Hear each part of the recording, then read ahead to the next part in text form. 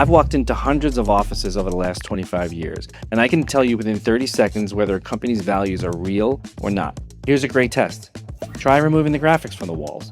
Can you still feel the values, or did they disappear? If they do, that's just because they were never actually there. Most companies spend hundreds and thousands of dollars on rebrands, new websites, pitch decks, all promising innovation, integrity, and people-first culture. Then you walk through their office and it contradicts everything they just told you. That disconnect doesn't just hurt credibility.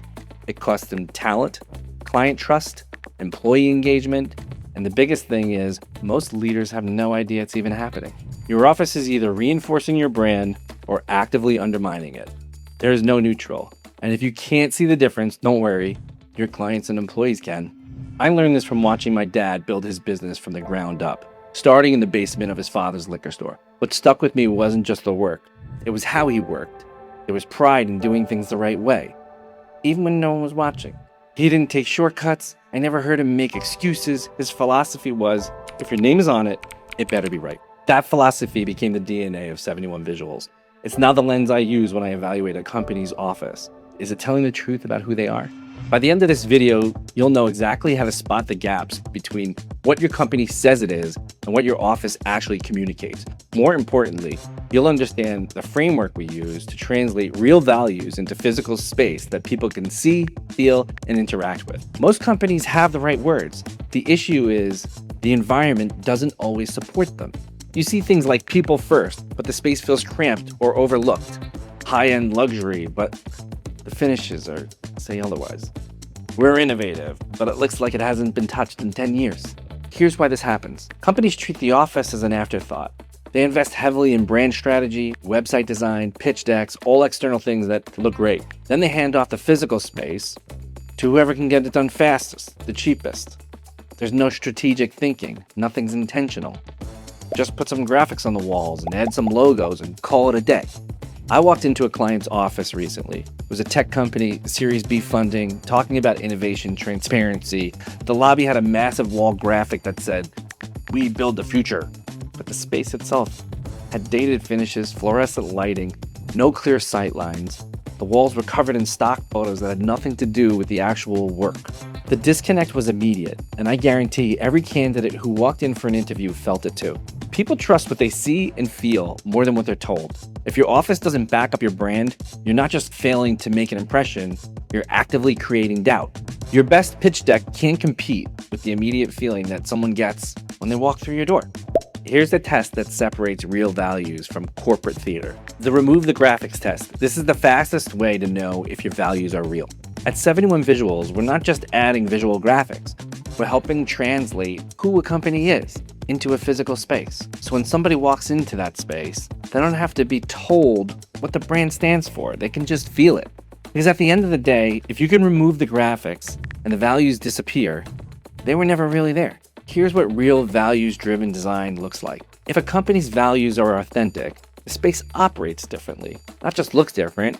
There's consistency, there's intention in the detail that actually back up what's on the walls. Materials, finishes, layout, lighting, messaging, it all reinforces the same story.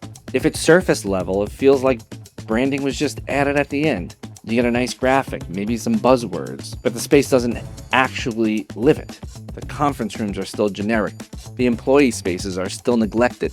The details contradict the messaging. We worked with a manufacturing client who talked about craftsmanship and precision, but when we walked the space, everything was builder-grade finishes and mismatched signage. We didn't just add graphics. We rethought materials, brought in dimensional elements, integrated their actual product into the design. We showed photos of their team doing the work. When you walked through after, you didn't need to read a mission statement. You can see the pride in what they built. The remove the graphics test, it forces honesty.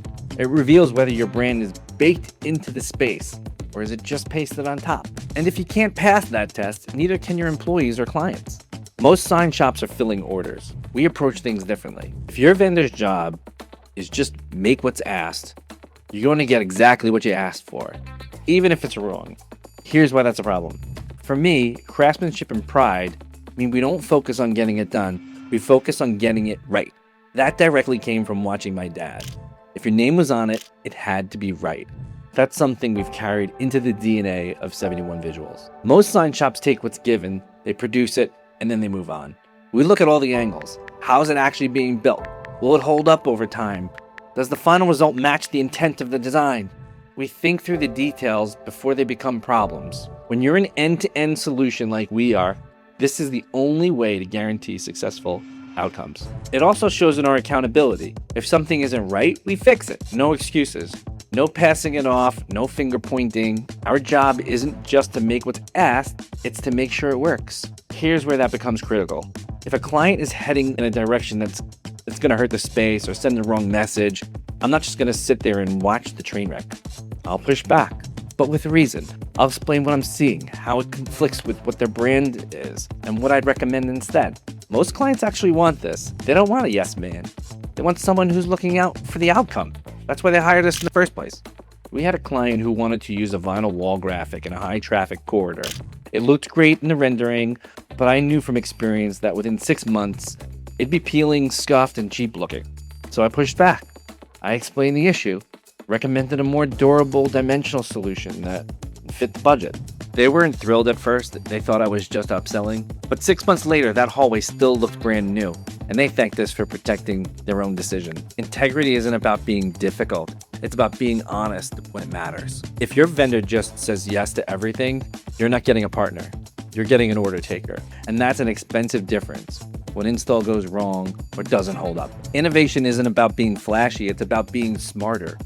Real innovation doesn't mean expensive. It means getting to the same impact without killing the budget. You have a great design concept, then the budget shows up and tries to ruin the party. Here's how we protect the design without blowing up the number. Innovation is just as important and probably should be first. But let me be clear. The key is practical innovation.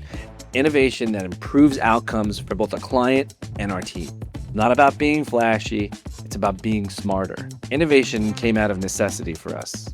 We had to completely reinvent ourselves from my dad's business of color separations into what 71 Visuals is today. You realize quickly that standing still is not an option. If you're not evolving, you're falling behind. This happens all the time. You have a great design concept, then the budget shows up and tries to ruin the party. I'm not a fan of just cutting things until it kind of works. I'd rather ask, how do we hit the number?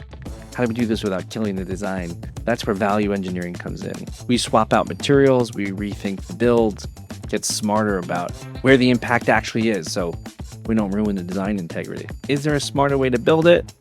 Can we make it more efficient? Can we improve the end result without blowing up the budget? Are there unnecessary steps in our process? Can we operate with less friction as a team? What if we thought about this differently? These are the questions that lead to breakthrough solutions. We had a financial service client who wanted a large-scale dimensional logo installed in their lobby. This is common, we do this all the time. But they wanted something that would make a statement. So the original quote came in way over budget. Instead of just shrinking it or going flat, we engineered a hybrid solution. So we kept the dimensional elements on the most visible portions of the signage, where your eye goes first.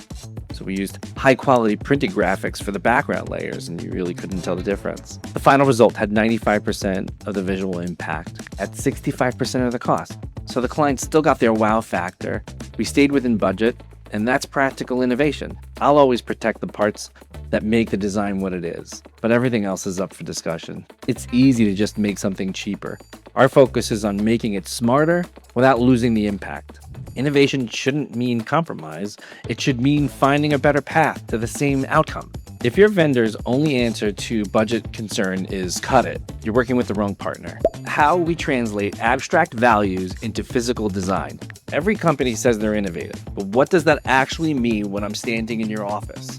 Here's how we figure that out. When a client says innovative or people first, I ask, what does that actually look like and how they operate? Because those words are abstract until you define them. From there, we translate it through signage and environmental design.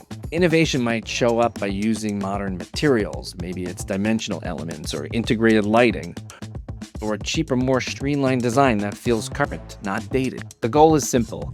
Design that reinforces the brand in a way people can see, feel, and interact with, not just read it. If a company's values are real, space is going to operate differently. not just look different. There's consistency. There's intention to the detail that actually backs up what's on the wall. We worked with a client in the clean energy space. They talked about sustainability and transparency. So we didn't just slap up some nature graphics. We used reclaimed materials where possible. We integrated their actual technology into the design so visitors could see how it worked. Created transparent sightlines so the workspace felt open and collaborative. The result wasn't just a branded office. It was a physical manifestation of what they shoot for. If your values are vague, your space will feel vague. The clearer you are about what your brand actually means in practice, the more powerful we can be when we want to translate that into an environment. In the end, craftsmanship is the only thing that protects your brand long term. You can have the best design in the world, but if the execution is sloppy, your brand looks sloppy, and there's no way around that. Work ethic is another big one. When we were a smaller company, it wasn't really a concept of that's not my job. You just rolled up your sleeves and you got it done, no matter what it was. That mindset still drives how I operate and what I expect from my team. The best design concept in the world doesn't matter if the install is misaligned and the materials are cheap or the details are overlooked. At that point, you're not delivering on the brand promise, you're undermining it. We don't take shortcuts. If something isn't right, we redo it. If the material isn't going to hold up, we say it up front, even if it's more expensive. If the install requires extra time to get the alignment perfect, we take the extra time.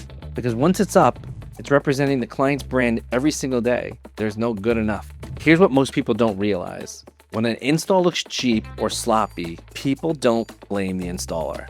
They blame the brand.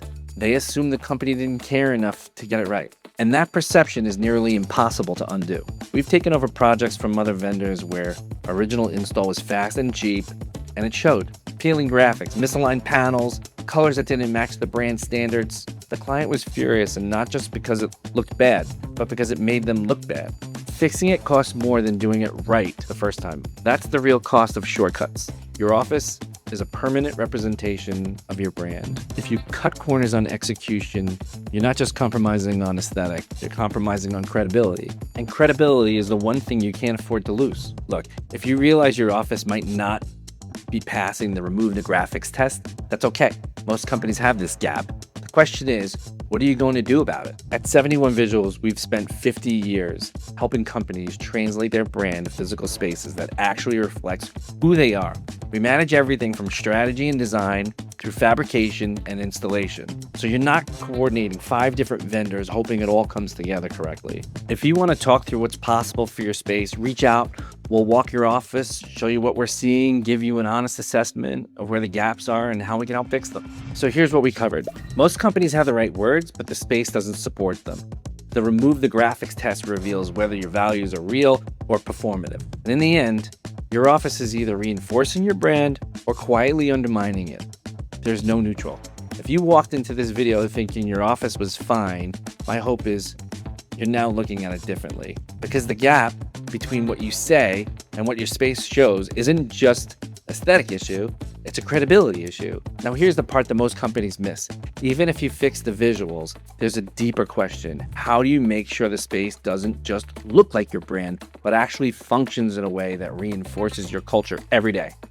Not easy to do. That's what I'm covering in my next video. Now that you understand how to spot the gap between your brand promise and your physical space, you need to know how to design a workspace that doesn't just reflect your values, but actively reinforces them in how your team works, collaborates, and shows up every day. If this video helped you see your office differently, subscribe so you don't miss it. And if you want to talk through what's possible for your space, please reach out. Let's fix the gap.